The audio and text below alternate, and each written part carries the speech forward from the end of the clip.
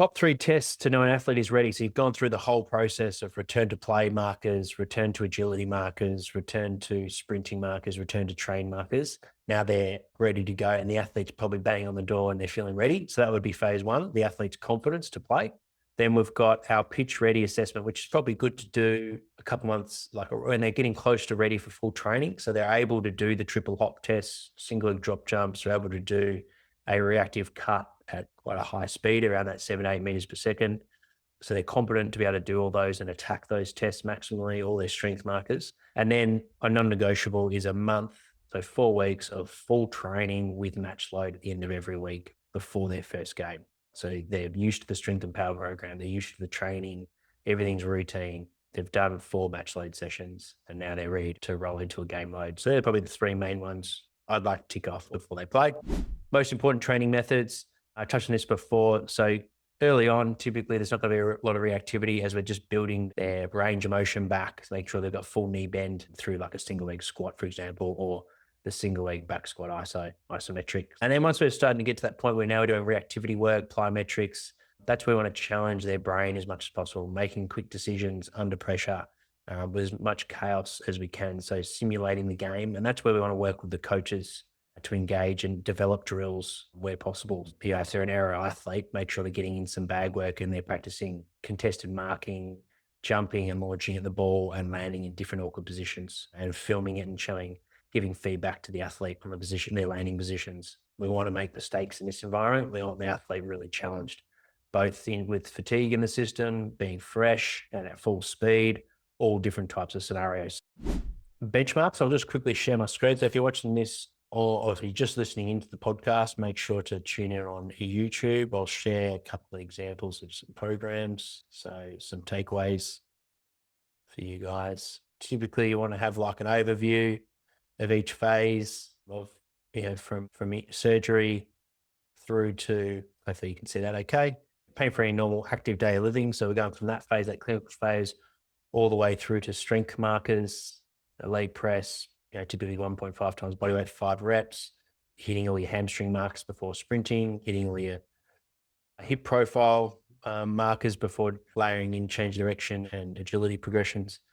Then we've got our rate of force development, like drop jumps, counter jumps, single drop jumps, getting them back to baseline and hopefully make some PBs, particularly in the reactivity side of things. And then lastly, in our final phase, we're keeping some form of monitoring in place. So like, for example, this athlete, we used a single leg drop jump at the start of the week to see how they tolerate the match load session and see if there's any trends in there in both fatigue, but also loss of strength, whether we need to intervene and keep their reactivity in there.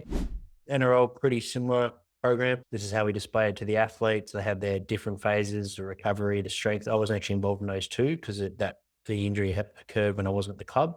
I started in the later stage around there, sort of this phase 3 to 4, and took them through to their return to performance markers. So similar sort of process, hit all the strength markers before they're running, then spend a good 2 to 4 weeks of prep to run phase, working on ticking off that drop jump, counter movement and triple hop. So before they run, because as we know, running can have a bit of fatigue. So we want to use that dynamic tickets with the plyometrics, particularly this athlete who was very powerful.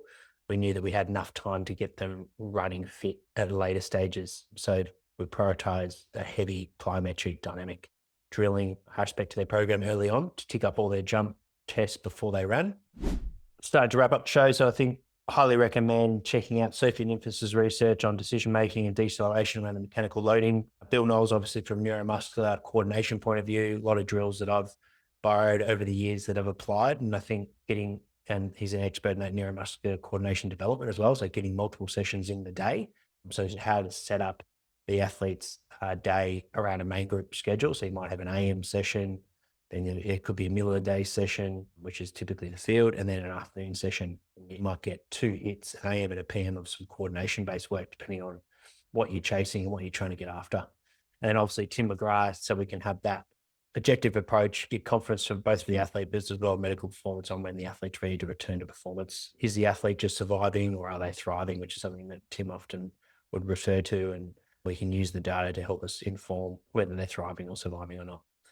Hopefully this helped out the practitioners out there as well as any athletes. If you're going through ACL and you've just got maybe a physio, not a strength and conditioning coach, and you're ready for that reintegration to running and dynamic loading, plyometrics, multi-directional work, make sure to reach out. You can email me at jack@propellerpro.com or book in a call and I can discuss what that looks like with working with one of our AFL strength and conditioning coaches.